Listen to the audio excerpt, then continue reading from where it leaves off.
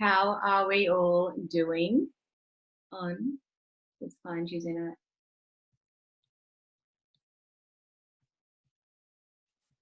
Mikey, can you hear me? Yes, I can. Yes, I can. Good. Everyone, feel free to say hi in the chat box. Let me know how you're doing. I want to thank you all for getting on this call tonight. Hey, someone's eating. Olivia, dinner. Oh, shit. All right. So just looking at the attendees who's on tonight, and we have got some absolute brand newbies. Phenomenal. Cool. All right, so we have got so many questions for tonight, so let's get straight into it. But first of all, Mike, how are you? I'm doing great. It's cold still, you know, it's been out here. I actually wasn't live on IML TV tonight, so I just wanted to say if anybody was expecting that, I had to take care of something. So sorry about that. I will be on tomorrow night, you know, normal time, everything and all that stuff. So if anybody was looking for my session, literally like 5 or 6 hours ago, sorry about that. I will be live tomorrow. But yep, I'm having a good day, ready to get this going. Beautiful. Well, thank you for making some time for our call tonight. It is very appreciated. I am talking a little bit softer tonight just because my mom is having a sleepover and she's going to bed. But all right, so just looking at everyone on here is relatively new. So beautiful. So for those of you who don't know Mike, let me introduce Mike to you. So Mike is a very dear friend of mine. IML wouldn't be around pretty much if it wasn't for him and a few other certain group of guys. But yeah, I met Mike back in 2016, and he has been a very prominent figure in my trading journey. And how It's been 3 years, hasn't it? It's about to be 3 years. Just stop for a moment, SJ, and just like know. Wow, 3 years. That's nuts. And to think that, oh God, I was thinking about it today when I was doing my house up, that I wouldn't be in the position I am today if it wasn't for this, and if it wasn't for you, and if it wasn't for the legends on this call, like Zach's on here, Laura's on here, like Zachy McDonald's on here. What's up, brother? I can't see the participants. We've got 2 IML educators on here right now. So everyone who doesn't know that, you should feel very blessed to be in the presence of these 2 legends. But that's enough blowing up your ass. Let's get straight into it. All right, so we have so many questions tonight. A lot of them may not be new to you, but guys, remember that everyone learns differently. Patience is key, and sometimes it takes 7, 8, 9, 10 times for someone to hear something for it to click. So repetition, it's the mother of all learning. So it's important that the more you hear something, the more it's going to drill in for you. Okay, so the markets repeat themselves, so we will too. Yep. All right, yep. So there's a couple of questions specifically for you, Mike. So I'm going to read them out to you. All right, so starting off with, what pairs does Mike love to trade and why? So I know you love to trade the yen, and I've actually become quite fond of the yen, like NZD, JPY has easily become one of my favorite pairs. It's my go-to, and GJ as well. But tell us why you love the yen and what other pairs that you trade.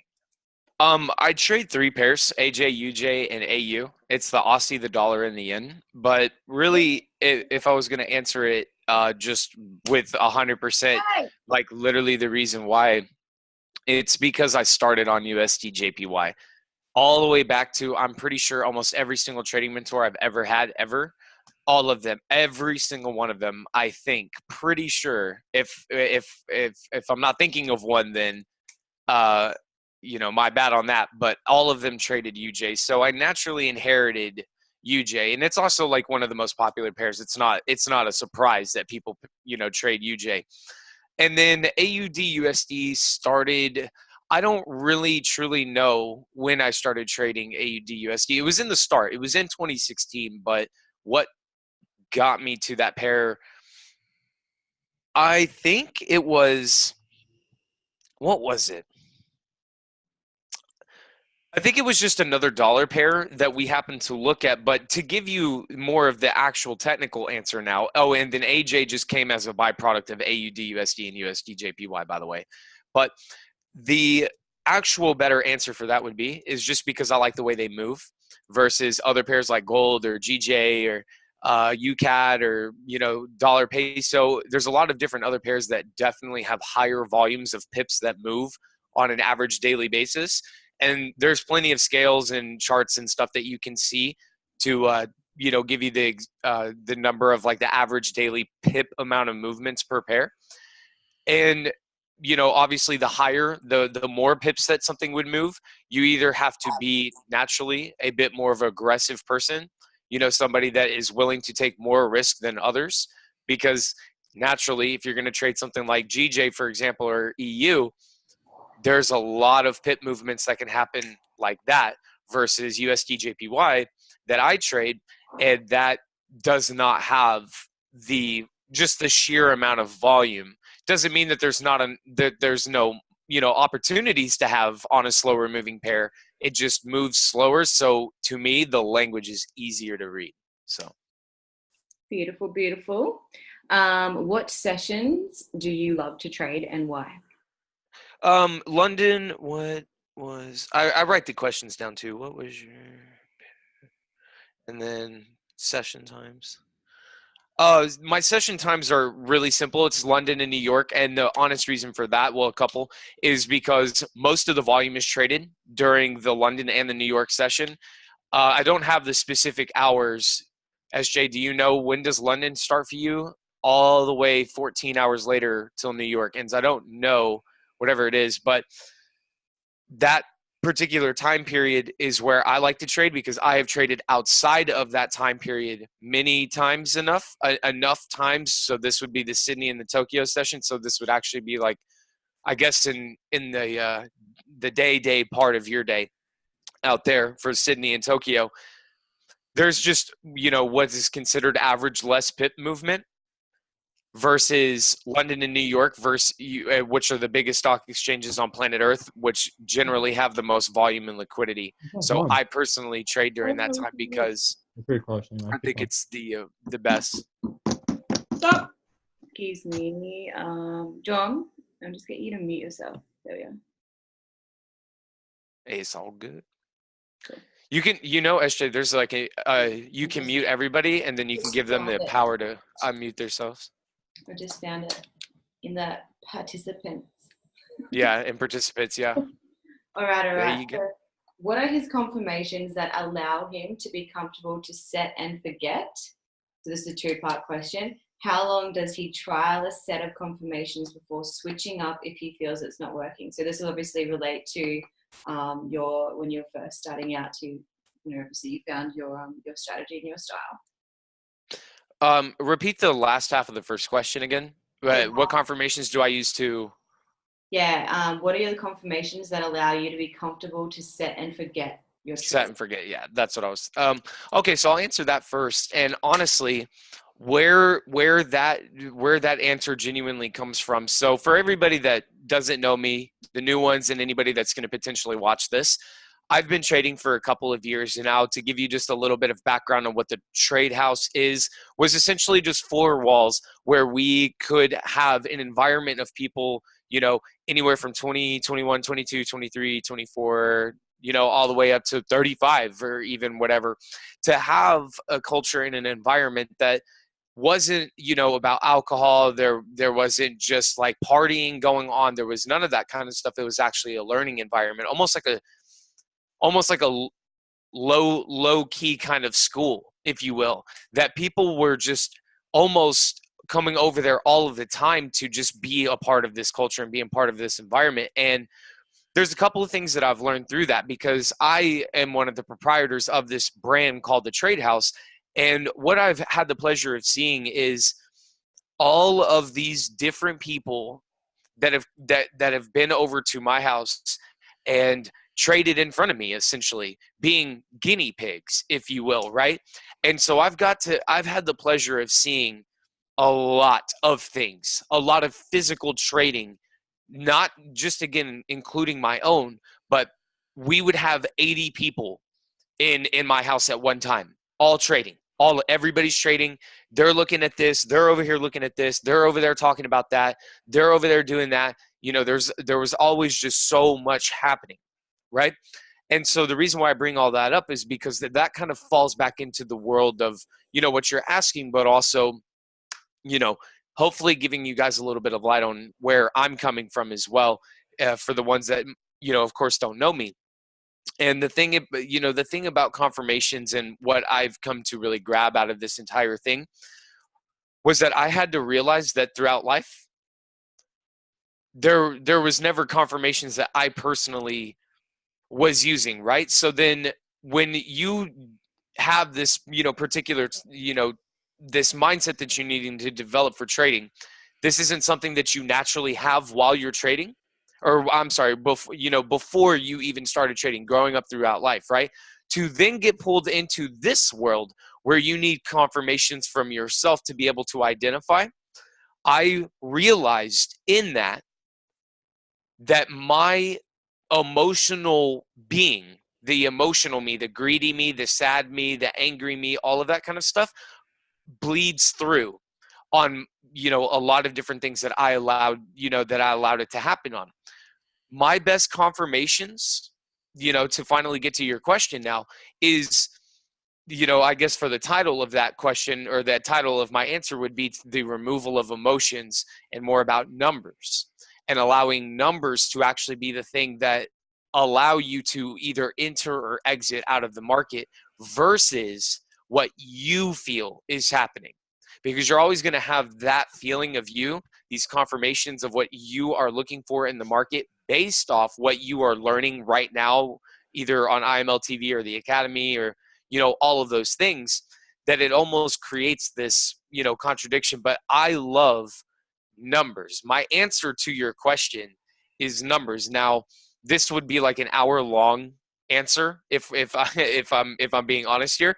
But if you were to look at my charts, and inevitably my charts will get pulled up, so you'll see about particular price levels. You can call them psychological levels. I'll give you even the answer that you were looking for as well.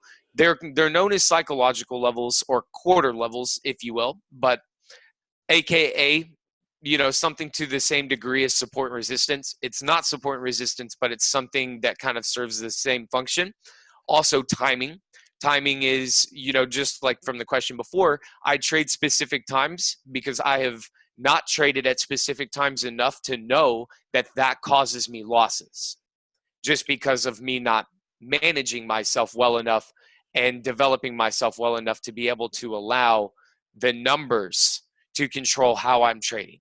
And so that's something that for all of the new people, I need you guys to hear and write down. You need to allow the numbers to do a lot of the work for you, and not you. Like, what should I feel this lot size should be? What should my stop loss be? That's you bringing it. You know what I mean? When you could just do math and allow math to do the work for you, which alleviates so much issue, I promise you. So I like that. Hopefully that helped you.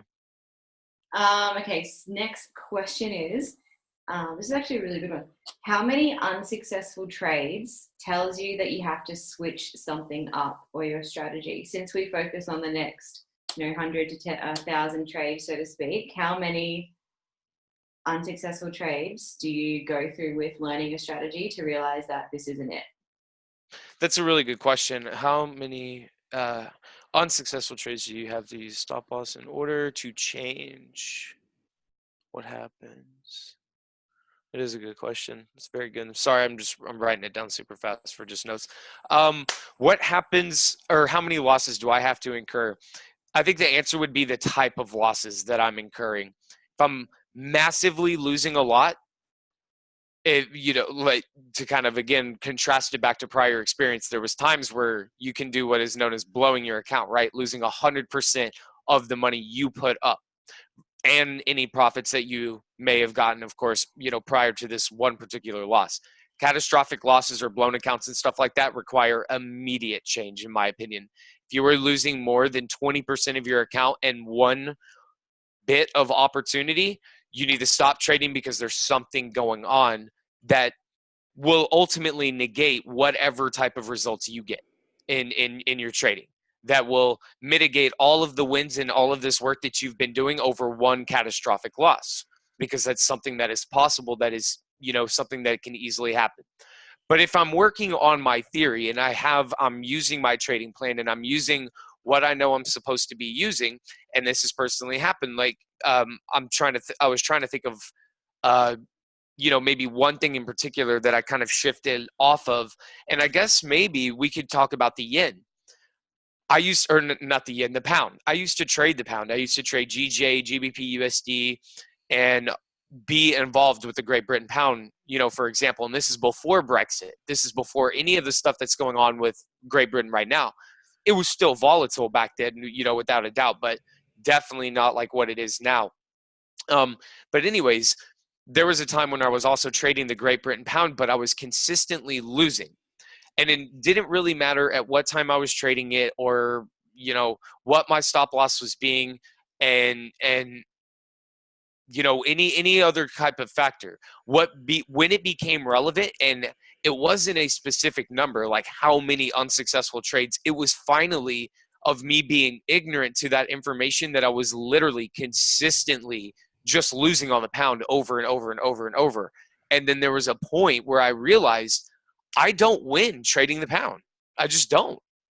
There's times where I'll take like minuscule wins, but I found that I had more success on USD JPY than GBP JPY. I remember having this internal dialogue with myself saying, I can visually see the differences between the two. And for all of the new ones, you don't yet, but I promise you, you will. And once you start to do, you're going to start to choose sides. You're going to start to be like, I need to be on this side or I need to be on this side. That I wish I could just say, you know what, that's a 20 trade rule. Well, in all honesty, it's really more about when you become aware of the problem. Because if you recognize that there's a problem in your trading, you need to rectify it immediately. And that's how human beings are. So it's not necessarily a number. You can take 5 trades, realize that there's one thing that you shouldn't be doing or that needs to be adjusted or corrected. You will correct it off of that 5th trade if that's something that you truly, like me trading the Great Britain pound, for example. I was just trying to think of one. For example, I could probably think of something better, but it's the only one that's come to my head at this exact moment, of me recognizing a problem and then, rectifying that problem by taking out the pound and then putting in the Aussie. That's what changed, and it ultimately helped me. So another kind of bit of information that I'd like to maybe share with you guys is this is a visual. Well, it's not really going to be a good visual at all, but it's a box, right? You know what? I can't really draw gears, but I'm going to draw them as circles, because I'm not going to sit here and try to draw a bunch of little gears and little stuff. But hold on. You'll see what I'm trying to say.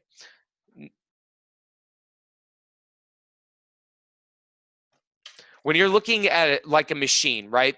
If you were to look in the inside of a car, you picture the circles that have little knobs, right? And all of them are spinning in order to make the entire machine operate, right?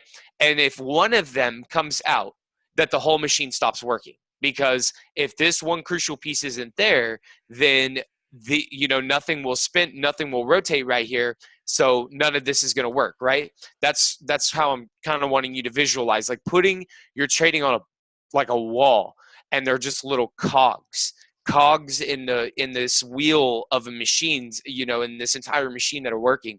And it's almost like looking at every single individual factor that you truly do care about, and that you worry about a lot, and you just look at them all, and then you start nitpicking, like the Great Britain pound, for example, or trading during the London session, or not trading during the London session, for an example, or whatever else that you would like to do to be able to exchange it. So if you can look at it that way, I think it would be, because this worked for me as well, it's a lot easier to spot and identify the problems. But the other real answer that I want to give you to that question is that if you do have a trading plan that you feel is working, and you're about 50-50, like you're winning and losing, don't necessarily change things.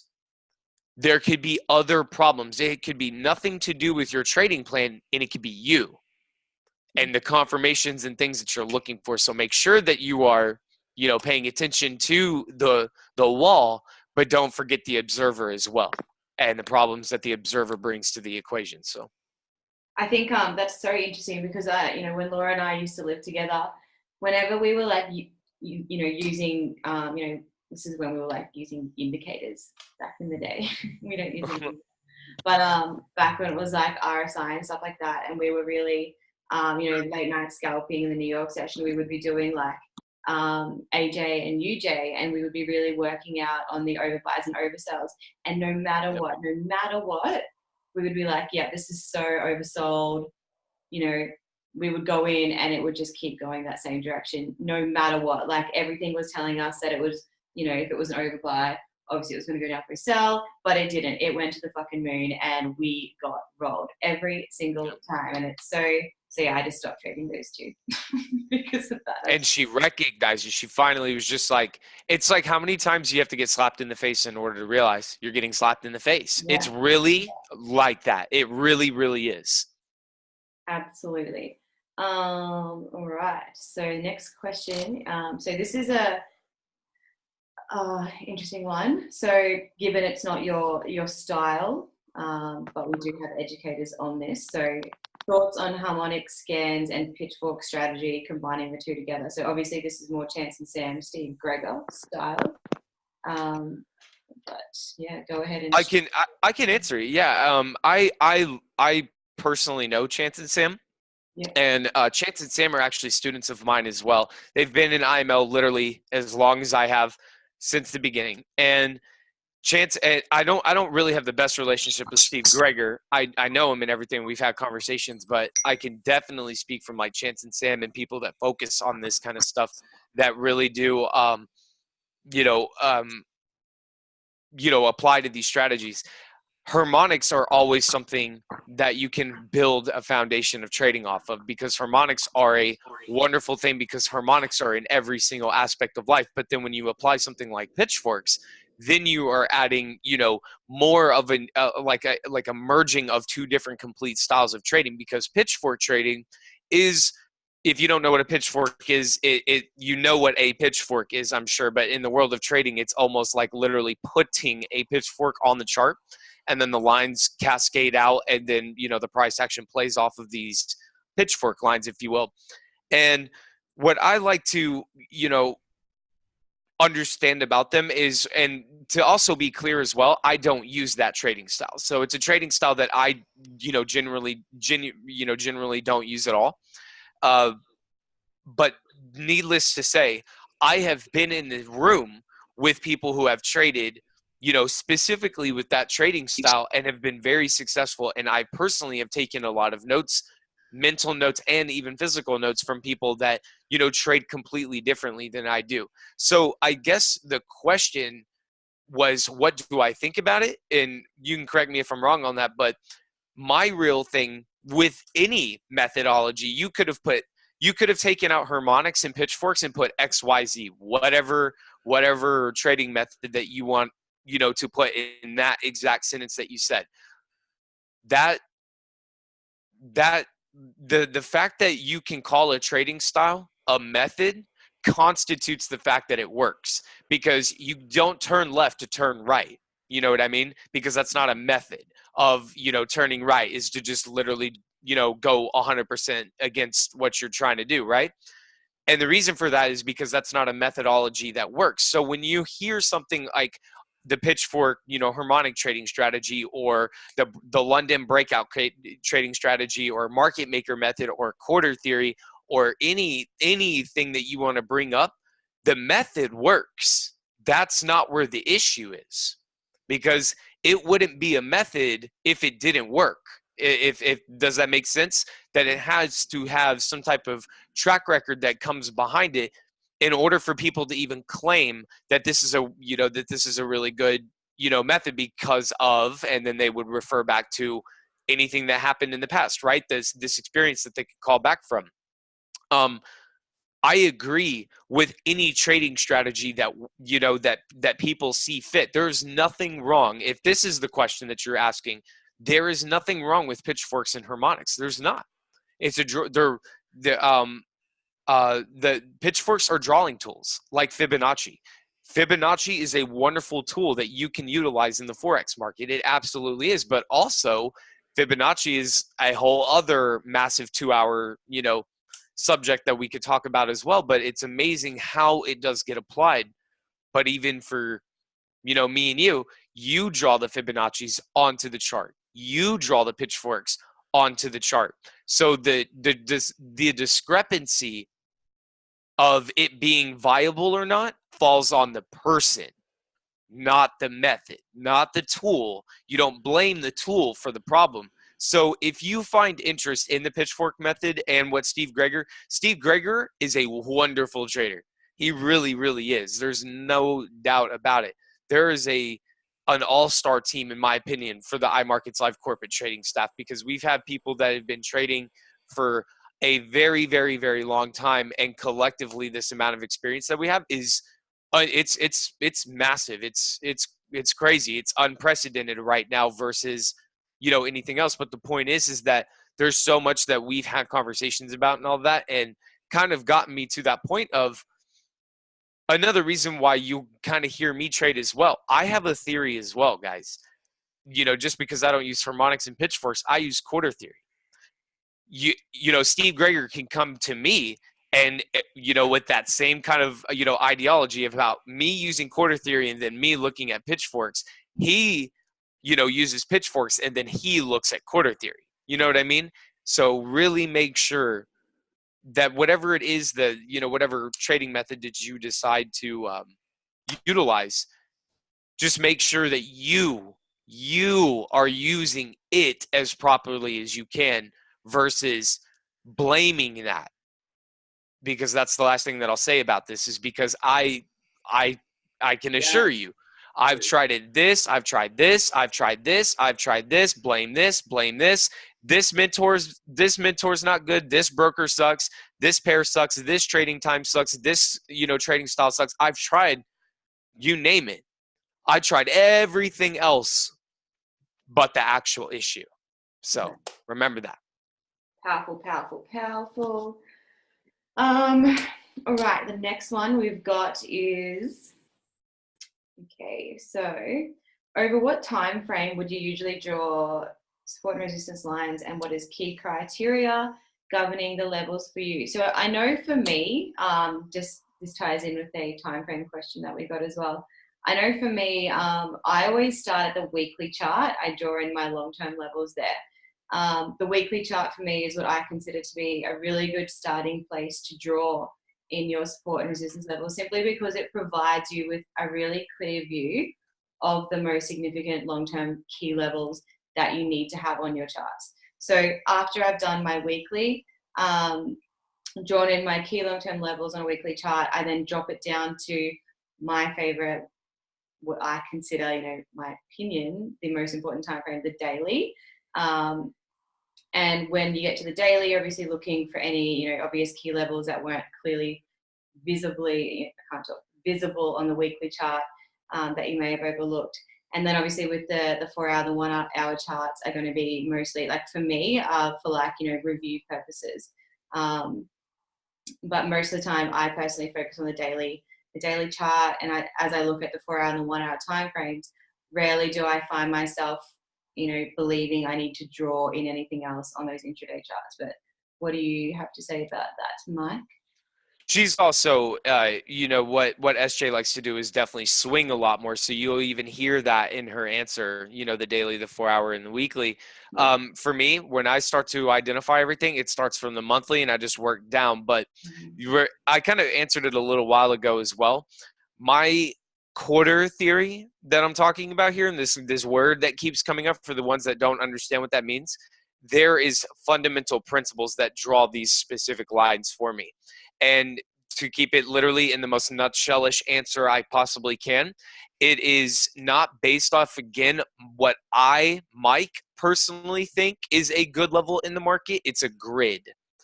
And it's gridded out. Now, of course, I still do, me personally, have, psychological beliefs about, the price level 115 on USD JPY, for example, or the price level 80 on AUD JPY, or 72.50 on AU.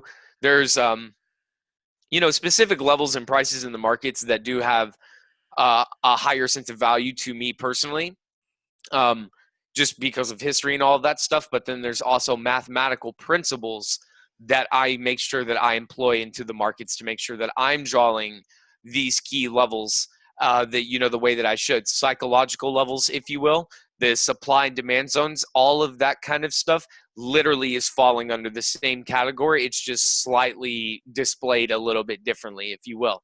But all of it fundamentally just employs the idea of liquidity. That's the whole idea behind it, is you need to understand where the market's going to touch and move away from, or push through, or have a reaction at. Essentially, that's what you care about as a trader. For sure. Okay, so the importance of managing the amount of risk on each trade.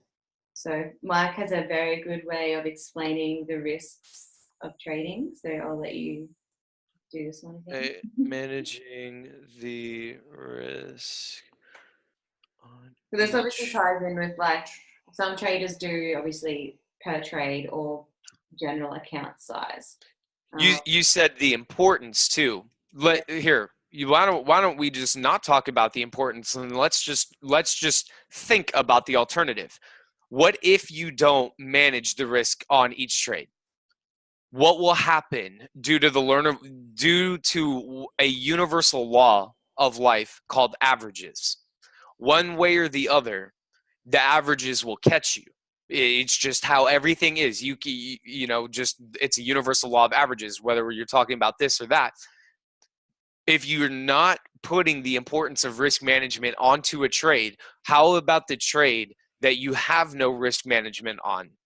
That is that happens to be the trade that wipes out whatever work you have done prior to that moment. Because even in this logic as well, you could have had risk management through all of this time right here. And then when it finally gets to this point, you look back at your results and say, man, look how good I am. And yes, of course, you could have been following a plan. You could have had risk management. But the moment that you even decide, you know what, I'm better than this, because look at my results that I personally have created. So you create a fallacy within your own logic, because the risk management is what got you here to the first place, for you to then say my ego is saying, oh, I don't need this stuff because of what I did, even though, again, you crutched on that stuff to be able to get to where you are. Then you let go of it. Then you can lose everything that you worked for in that amount of time in a very quick amount of time. As a matter of fact, that was Mike. I've done exactly what I just told you.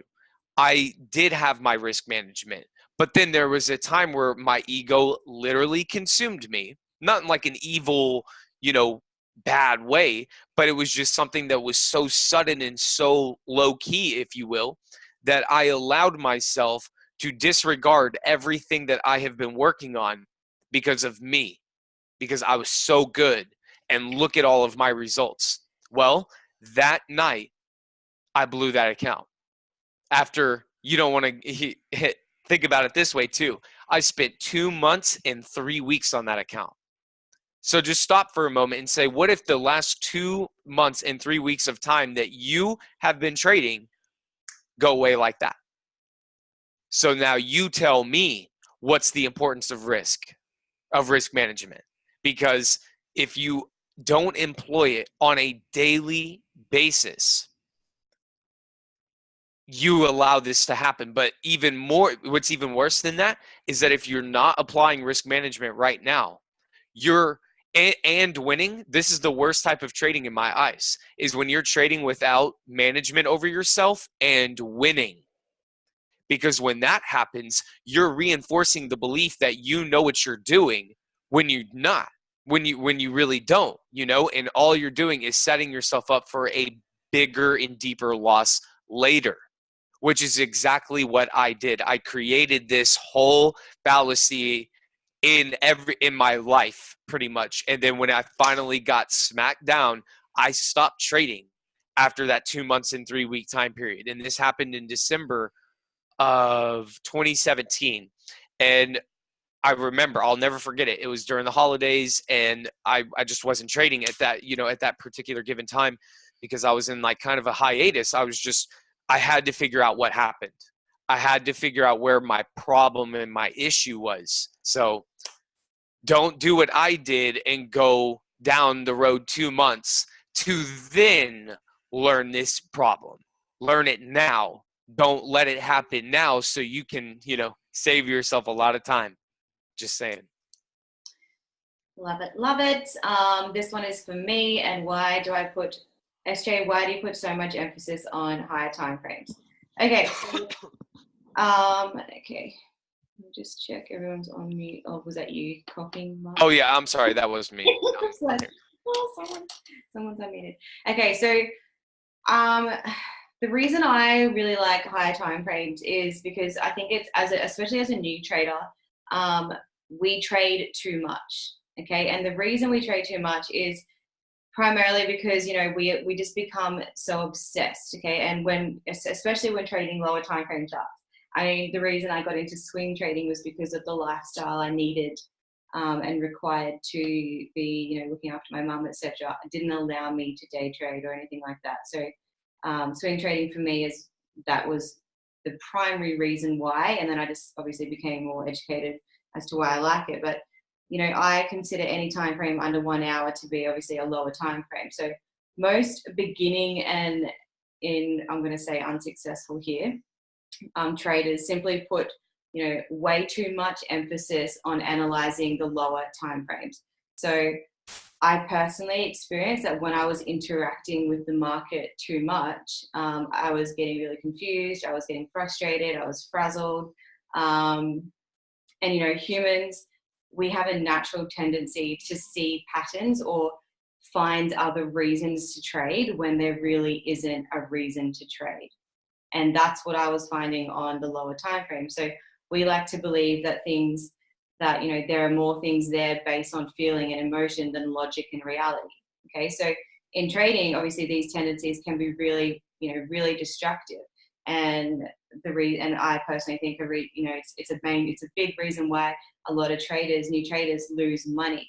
They trade when they shouldn't because they feel like it's the right thing to do based on what some pattern they think they see on the charts because of all the noise of a lower time frame. So when we are focused on the charts and we are constantly looking at the 5 minute, 15 minute, half hour, or whatever low time frame charts we're looking on, we're naturally going to be really tempted to see patterns, and we will get feelings about potential trades that are essentially nothing more than just market noise. So the best thing for me was just to eliminate the possibility of all of this happening, and how to do that is to just simply to remove yourself from the markets. Removing yourself from the market simply means to be not looking at the charts as often as you probably are now. And the easiest way to do that is, for me, and maybe for you, is to be focusing on the higher time frame charts. So obviously trading is one of the very few professions where doing less is actually more. Less involvement is usually a lot better. And this is where trading off higher timeframes comes in. The ability to allow yourself to set and forget your trades will invariably make you a better trader, because you will not need to be, looking at the market and monitoring your trades as often as you are now. So, I hope this is making sense, but, when you focus on higher timeframes, you naturally spend less time analyzing the market and trying to find the trades. Okay, it'll let it come to you. So this will obviously, this will work in, what am I trying to say? Getting rid of a lot of the temptation to trade when you shouldn't. And it'll also stop you from fucking with your trades that are already active. So, and boredom too. Can you imagine just staring at charts and staring at charts and staring at more charts? Like, we've got a lot of And you just bored. It's you'll go mad. Yeah, exactly right. And it's like, you want to be a full-time trader and you eventually quit your job, and then you're left pretty much your job to then essentially work another job because you're forever staring at your fucking computer. Like, that is not why I got into trading. All right. So, traders who trade intraday all the time and trade off lower time frame charts put themselves at a much higher risk of over trading and becoming emotional with their trading. So by simply, focusing and shifting your efforts to a higher time frame, like the 4 hour, the daily, the monthly, whatever, you are naturally going to improve your win to loss ratio. And as a result, you're going to be taking both less trades, becoming less emotional, but also becoming more profitable. So when we become fixated on low time frame charts, it naturally, induces us to analyze the market more, to find reasons to be on the charts, usually emotional ones. And it makes us want to fiddle with our trades or even add to positions that we're losing. Adding to positions when we shouldn't. Maybe a trade is going really well and you decide to open up another one. I've done that. I used to do that so many times. Like, fuck yeah, I'm going to get in and, double my profits. And then it goes the exact wrong way. And another big, huge advantage of trading higher timeframes is that, for me, the higher the time frame, the more accurate the trading signal becomes. So the reason the higher time frame provides a natural filter for that, it just gets rid of all the randomness, all the noise that the lower time frames give you. Hope that helps. Clear. You're like a dog when you're chasing a squirrel, but dogs don't know what to do if they actually catch a squirrel or a cat. It's the chase that everybody is so much more addicted to than actually like achieving the result.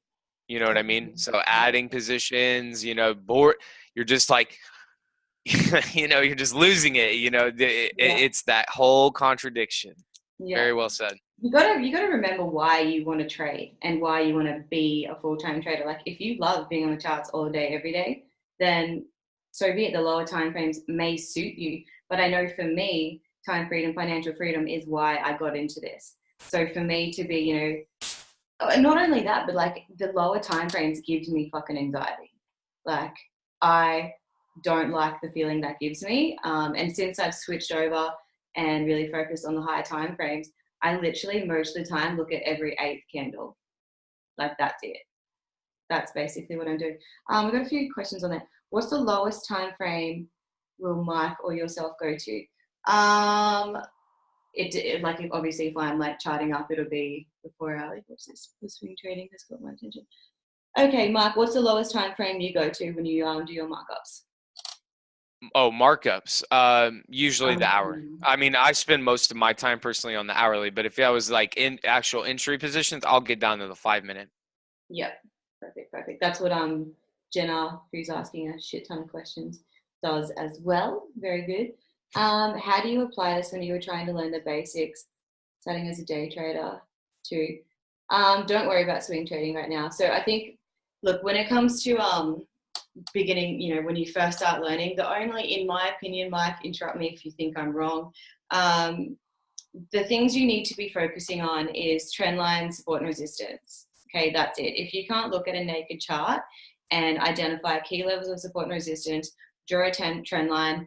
A lot of educators will say 3 touches or more, not 2. But 3, you need to get that in your head too, because I know there's a couple of people in here that bring in like 1 or 2 touches. We don't want that. Sorry, that was really quite blunt of me, but anyway, if you can't look at a raw naked chart and deal with price action and do that, then you've got absolutely zero business throwing in indicators and trying to use all that shit. So yeah, how do you learn the basics as a day trader to practice before learning to swing trade, so to speak? Well, if you want to know swing trading, you need to be watching Christopher Terry, because that is who I learned from. And the only thing that I would add is, and this is literally my personal opinion on this, I think it requires more skill to swing and scalp. I really do. Swinging and scalping requires more emotional control than normal intraday. Day trading is intraday trading, where you're pretty much trying to enter and close positions within the same day, or as quickly as possible. Scalping is like literally like boom, boom, boom, boom, boom, boom. And then swinging is, weeks, months, years of positions, right? And then you just hold them forever. But both of those require a lot of emotional stability. And to bring this into the society aspect of where we are, and for people that are new and that are just getting started in the world of trading, I would, I don't know you personally, but I would go as far as to say, because you're from the same society that I'm from, you were not taught this emotional control.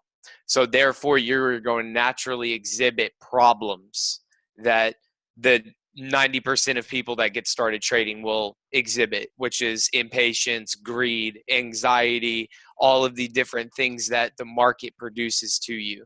And never forget, and to me, I think it's fascinating, but trading is a lot about psychology. And I never had a fascination for psychology when I was younger or anything like that. But I definitely, as I've gotten older, have really wanted to try to identify how the brain neurologically works. And psychology is a big part of that.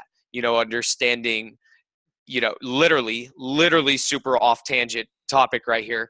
I was watching serial killer documentaries on YouTube to get into the mind of a sociopath and somebody that somebody that does not truly show empathy, somebody that can just in life after life after life does not literally, they even have neurological brain scans in their brains that they are missing, particular parts of their brain that produce emotion. So they quite literally don't feel, the same way that other people do. The word is empathy, and feel for others is because of even actual brain deficits within their brain, among, of course, 100 million other things, such as, the environment they were born and raised or whatever. But the point is that trading is a wonderful field to try to understand human emotion in that way, but especially the most important, yours. And that's day trading to me, because you and then eventually go one way. You can be trading literally all 3 styles at the same time. Yeah. There's nothing stopping you. You could take positions right now, hold those for weeks, and then continue to trade, that the entire time through all that. So there's also that. You don't have to only, take positions as a swing trader and hold them, unless, of course, that's your rules. But you could also just as easily switch your rules and say, I'm going to scalp and day trade. See, as a swing trader, I'll often, obviously I have my swipe trades account. I have my swing trading account, and then I have my account for other various things where I'm testing things out. So I think it's important, like if you do want to separate and, dabble in other things, potentially maybe not use your main account. I know that's what helped me when I was, wanting to, like right now I'm wanting to learn the pitchforks and stuff like that more with the harmonics. So I have a totally separate account because I don't want to use my main swing trading account for that. But okay, another question in the chat. Mike, okay, so Zach, spending time marking up on the higher time frame and waiting for setups, execution, entries of lower time frames, e.g. 30 minutes and below. That's just me. Perfect. Me and close. Me and Zach are real close with that. Yeah. Jenna, Mike, how long do you spend on the charts as an intraday trader? Sorry if you've already answered this question. No, I haven't answered it. And usually, okay, so the trade house session that I normally do, I always forget what time it is for y'all out there, but that is about 2 hours worth of time where I'm literally sitting in front of this on camera, for iMarkets Live, right? So of course I'm going to add this time. So that's about 2 hours. And then from that point forward, which would of course be the London and the New York session, that is a 14-hour window, right? For me, it's my 1 a.m. to my 4 p.m. That is literally the window of time for where I'm at right now. For this 14-hour London, New York session time period, right?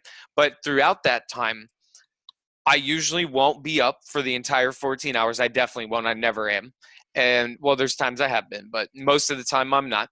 And so you can go ahead and probably knock off 6 hours to, this 14-hour time period. So that leaves us, with anywhere from around 7 to 10 hours of solid market time that I'm definitely looking at, aware of the charts. But when I'm looking at the charts, at least in the context of which I think you're asking the question, that would theoretically be that entire time. But the thing is that I am not physically staring at the charts, which is different. I'm trading because I'm here and I'm looking for position, like I'm actively seeking a position in the market because I'm actually, wanting to get in, versus like after my 4 p.m. out here in Dallas, 4 p.m. to 11 or midnight essentially is a non-trading zone for me at all during that time period. But during this time period, again, I am actively seeking positions. But if you were to also ask me because I'll answer the other question, if you were to ask me how much time then do I literally physically spend, probably no more than 4 hours. And that's including my 2 hour trade house session. So probably no more than 2 hours worth of time during the physical sessions because I'm just waiting for my confirmations to be seen and waiting for everything to, uphold itself. And then once I see it, I execute and I step off. It's, there, I don't BS around with it anymore. I'm in or I'm out. I don't care. I'm literally emotionally detached from the outcome to begin with because it's just how I've set everything up for myself. So if I don't see it, I don't see it. If I see it, I get in.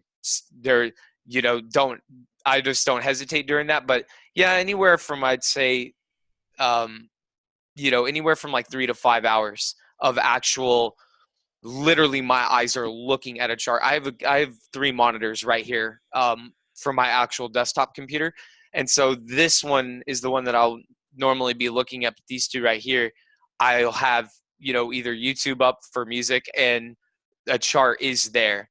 But even if it is open and stuff like that, I'm not visually looking at it. It's there and I can look at it and there's time. So I'm trying to give you like literally the most brutal, honest answer and be as humanistic as I can about it is because I'm not a robot and there's times where human emotion does affect me and where this all pulls through and can create problems and all of that kind of stuff as well. But the most, generally speaking, the what I optimally want to do is to be able to keep my eyes on the markets during this time period, what as much as possible, which is the London and the New York session, of course, and then allowing the markets to open up and play out, but not staring.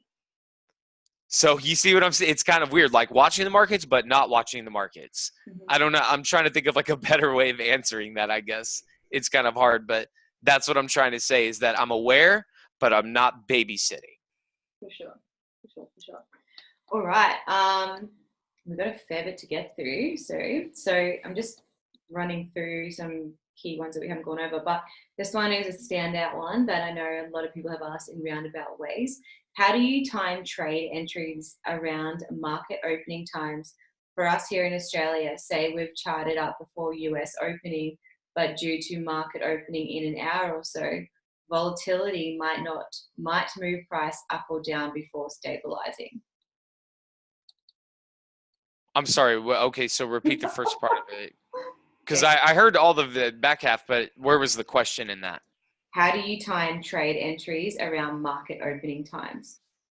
Time, how do you time trade? How do you how do you time, as in how do you time like I'm trying to like think of good question, I'm Mark. sorry. I'm sorry. I'm a little okay, How do so you is it asking how am I finding my entries? Is that what it is? how More do or you less? how do you time trading entries around perhaps around market opening times?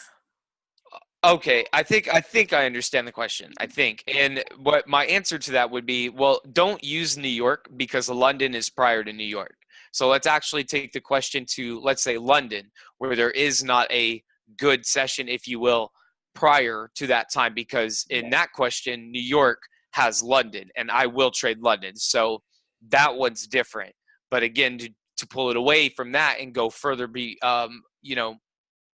in front of London, is is something that I've done too many times and failed too many times at. And so how how I've timetabled it out would be literally only finding positions. So the London session for me is starts at 1 a.m. But as I'm sure you will soon find out, Frankfurt, Germany opens the London session, not London, London. London is the second hour of the London session. Germany opens first, right? So that's 1 a.m. and then the London candle opens, right? And then the second hour of London is again the London Stock Exchange being open. After that candle, which would be my 3 a.m. candle, that's usually when I'm ready, because after the first close, or not the first, but the close of the first hour of the first London Stock Exchange candle usually gives me a pretty decent idea on how I'm looking at it. New York, I don't really abide by that, even though equities opens at 9 a.m. my time, and then the housing side of everything opens at 11, with mortgages and all of that stuff as well.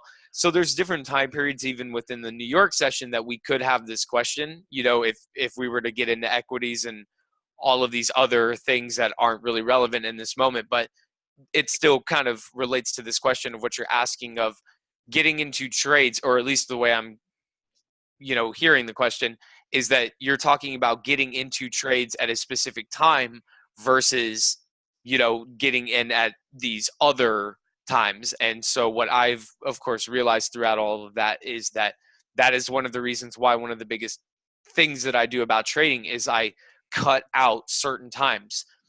My 4 p.m. through midnight is not even, I don't care what's happening in the markets, if that makes any sense. I'm indifferent. I'll just look at it, at the time that I need to look at it, because I I have a whole other life, you know what I mean, outside of the charts and stuff. So there has to be time for that stuff as well. I don't know if I answered it though. You can go into the chat or let SJ know. Yeah. We've got like 15 other questions, but I actually might save them for next week because a lot of them are charting related questions. But That's just perfect. that's yeah, we might keep them for next week. But I just want to end on another question about trading journals. So I've sent everyone the spreadsheets that we've got, Mike, with the Excel spreadsheets and things like that, the calculators, the trading spreadsheet journal. Can you Jenna, send it to me? Can you send it to me? for me to send you your own document. Oh, you were saying, I thought you said that you had one that you, okay, never mind. No, it's What yours. timetable? Okay, I know which one you're talking about. Okay, I got you. I'm sorry. I was also writing a question out. No, Okay. you're right. Yeah, I'll just send you your own spreadsheet. Um, so we've got Jenna on the line. On the line. Who says that? We're on the talk show. This is late night radio. With SJ and Mike. It is about to get naughty up in here. No.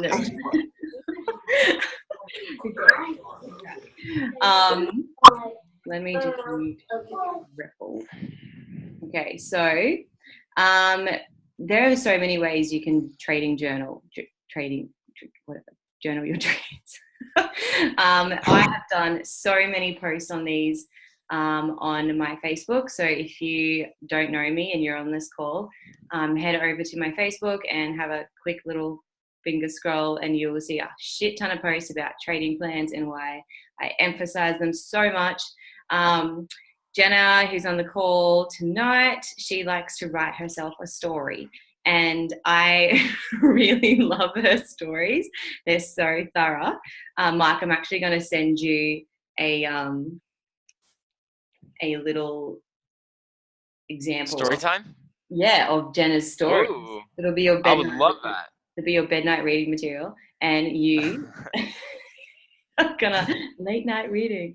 You are gonna love it. They're really, really, really good. So this, I haven't actually ever seen anyone journal quite like this before, but I like it. Whereas mine is just like, I did this and then I did that and I did this because. Whereas Jenna's like, dear diary, I did this today, and it's really quite good. So I know Cody's on the call. Oh, actually, I'll let you answer that. How do you journal? Me? Yeah. That's so it's a two-step process. Number one, this never that's the dollar that I use for my example. This never leaves me.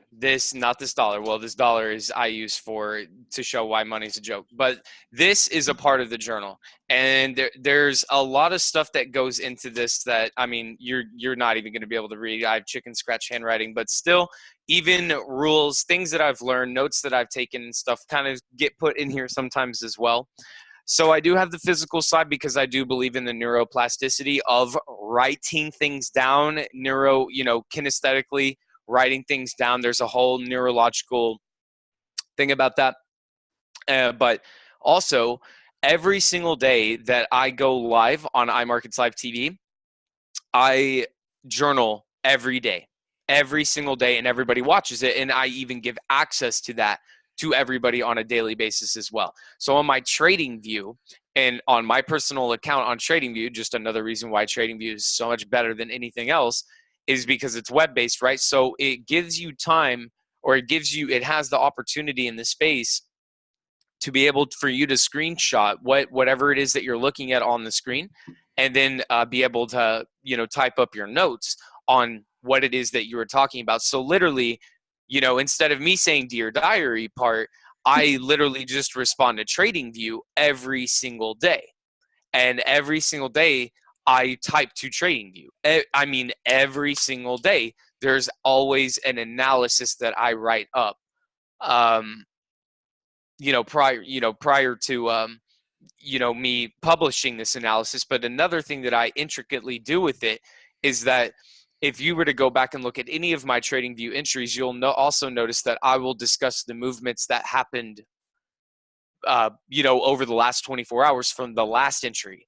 Usually I'll always open it up. Okay, so we ended up seeing, the moves up to this price, and then it respected perfectly, and then it moved down, and now here we are, and now here it is what I'm looking for on a nightly basis. So I can go back for all of 2018 at least right now, every single day that I looked at the markets, and produce what my thoughts were on that day. And for me to be able to do that, I think is extremely powerful. And it's all dated, it's labeled, all of that kind of stuff. But then when I'm talking about physically entering journals as well, that's where, also I get a little bit more personal as well with the math and the numbers and things like that, because that's, personal. It should be. Everybody's trading needs to be personal. But to have that actual relationship with yourself, you're not a manager. You're not managing your life if you don't have a notebook. There's no way. You know what I mean? And that applies to everything. If you're going to try to eat healthier, have a workout plan, if you're going to try to do anything without anything, you're not going to achieve anything. It just doesn't comply with me that way. So I like having both. I like having a electronic journal and a physical journal, and both of them serve for multiple purposes and for what they do. I like the fact that I can plug in my information on TradingView and leave the analysis and like what I think is going to happen on the computer screens, because that math and stuff then can stay here almost like a what do like restaurants and businesses call it? When they're tracking their sales, a ledger, is that what it's called? I think it's called the ledger, or some type of, I guess it's, yeah, I think it's a ledger. I think that's the right word for it. So it's a ledger, if you will. And again, you can't operate a business without one. It just doesn't make sense, because how would you know if you're up or you're down? You mean a balance sheet? What? A balance sheet. Oh, balance sheet. Yeah. Balance sheet. Yeah. Something just like that. A balance sheet. Perfect. Yep. Just like that. If you don't have one, can you imagine walking into a business? Like, let's say you were a millionaire or something and you wanted to go buy this particular business, and you walked in there and you said, hey, let me see your track record. Are you up? Are you down on sales? Are you even in profit right now? Like, do you even know? And if they couldn't produce such information to you, how would you even, like, how is that business even alive at that point? You know what I mean? They have to be managed. When I was working at Domino's years and years and years ago at this point, I could pull up last year's sales, last year's labor, last year's food costs, last week's cost, last week's labor, last week's, utilities. I could pull up every single number you could possibly think of. Anything that could be measured and gauged, there was a place I could produce that information. That's exactly what we need to be doing here. As much as you possibly can, and what you find is the best. You need to have a relationship. Ben said it best, and I love that post that Ben was talking about, was that if you lack connection and relationship with this business, you're not going to get what you want. And that's one of the things that I was taking away from it, is that if you don't really have this connection with it, that this is a part of me, guys. This never leaves me. If this laptop that I'm on right now goes anywhere, because this is my office, if this goes anywhere, this is going with it. They're a packaged little deal, you know what I mean? And once gets filled up, then this goes in with the 3 other notebooks that I have that have served the same purpose, that are in my closet right now, that are filled. And then this one will ultimately get filled, and then this goes in there. Then I get a new one, and that process is going to continue indefinitely, I'm sure. For sure. Okay, so just to wrap this call up, we've got Cody on the line, and Cody wants to go down the rabbit hole. So, do you have anything worldly to end the call on tonight? I was listening. Okay, Alice, you want to ask that question? I have a really good thing that I've personally been working on. If you really would just love something that I've personally been working on, I don't know if you guys know the band Linkin Park, but I have a video that explains the success, the actual formula of the band. And what this is ultimately kind of leading into is the hypocrisy of the music industry. So if you really want to try to identify why you think a certain way, why is, drinking, why is feeling good, why is sex, why is relationships, why is breaking up, why is heartache usually something that's on your mind? Well, we can look no further than the actual repetition of beats that you're putting inside of your brain. Again, I'm fascinated with the conduction of the brain, right? And so when you introduce particular beats that sound the same, that have the same goals and the same kind of push, the music artists, including like Linkin Park, for example, are essentially handed a formula. And if, literally to show you something just really, really quick, I mean, it's just the video, and there's a whole channel. It's not even just specifically bound to Linkin Park, but the Linkin Park formula. So the Linkin Park formulas, and this guy, he's called Holistic Songwriting, has a really good has a really good take on this, but I just want to kind of skip into just one of the couple of parts when he starts talking about their music structure, and it's this right here. Let me back up just a little bit. All over these songs, and one chord progression in particular stands out: 6-1-4-2, or if you want to look at that in minor, 1 flat 3 flat 6 4. Let's listen to a couple of the singles that use this chord progression.